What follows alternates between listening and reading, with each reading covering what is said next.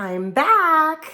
For those of you who like to go deep on topics, this video is for you. And for those of you who it might make you a little anxious and nervous to go deeper on topics, then this video is especially for you.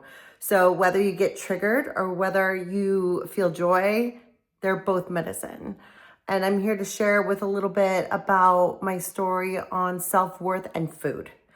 I'm sure there's some of you who can relate, and my relationship with food hasn't always been so healthy. So I used to suffer from body dysmorphia and body image, and I would use food. Food is a tool. You can use it for the good or you can use it for the bad. And I used it as a way to control my body image. So I would limit my intake on food just so that I would be skinny like the girls that I would see in the magazines or my friends. And then you can also use food as a way to handle your emotions, to like just give yourself comfort. And I struggled with both of those issues many, many moons ago. And so today I realized that it was my self-worth that was suffering the most. And that's why I used food as not necessarily a good tool, but a bad one. And the funny part about food is that you have to have it. It's a necessity in everyday life. So it's not like something that you can cut out of your life 100%, you know, an addiction. If it's with something like that's a vice that is not necessary, but food's necessary. So I realized that it was my self-worth that I was struggling with the most, and food mirrored my self-worth. So if I looked skinny, then I felt good about myself. If I was able to control like what I was intaking, I felt better about myself. But I didn't realize that I was trying to fix my self-worth by using food as a tool, which wasn't beneficial.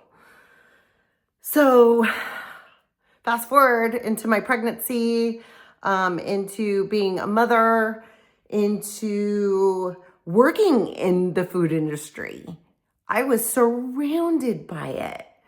And it was almost like feeding my addiction, whether I knew it or not.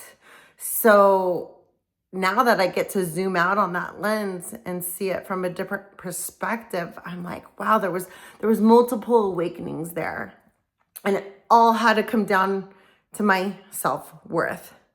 And I think one of the biggest factors that comes into play was you can't get external validation from others to complete you, to make you feel good about yourself. And I was always craving that. I was craving that with my family, especially. And I didn't receive that. And it's taught me the biggest lesson of life. Like, I'm so grateful that my family didn't give me that type of external validation, is that I had to figure it out within myself. And I had to develop a good relationship with food, a healthy relationship with food. So it took a while, and I'm here to share with you that it doesn't have to take as many years as I spent on developing my relationship with food.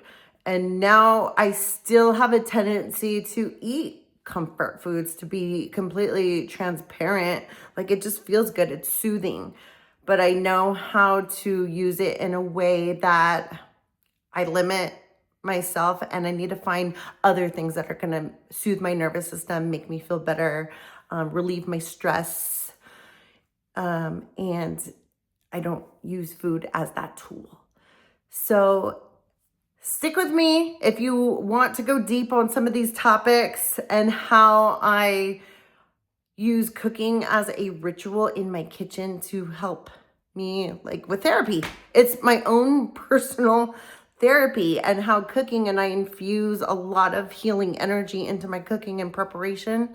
I'm no chef. I'm no perfect person in the kitchen, but I do love to infuse my food with that healing energy. And why I gravitate so much towards everything that comes from the earth. So natural, real, raw foods, like that is where it's at. And you can heal so many ailments with foods. That is just what I've unboxed lately in this past few years where I'm just like, you can literally heal your body with food.